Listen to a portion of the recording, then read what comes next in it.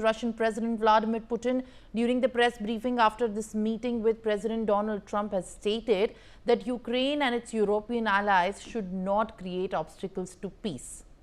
Now, that's a big statement. He stated that expect that Kyiv and European capitals will perceive all this in a constructive manner and will not create any obstacles. They will not make attempts to disrupt the emerging progress through the provocation or behind the scenes intrigues. Now, this comes as after President Donald Trump and Putin held a high stakes meeting in Alaska.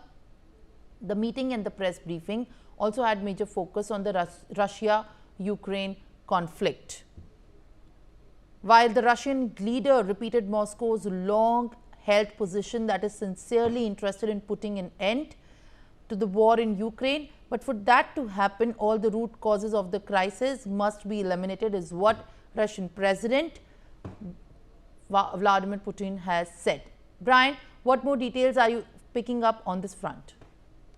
Well, very importantly, Russian President Vladimir Putin said clearly that Ukraine and its European allies should not create obstacles to peace or should not hinder the peace, as even he spoke alongside US counterpart Donald Trump. And he also very importantly said that there would be no war or there would be no escalation of this sort if Donald Trump was the president of Ukraine. And he also said after this very summit, which focused on Russia's invasion of Ukraine, and said that Russia would never even invasion on Ukraine if the president was Donald Trump itself. Also, not only that, Putin also said that Moscow expected that Kyiv and the European capitals would perceive all of this in a very constructive manner and will not create any obstacles and will not even make attempts to disrupt the emerging progress through provocation or behind the scenes intrigues.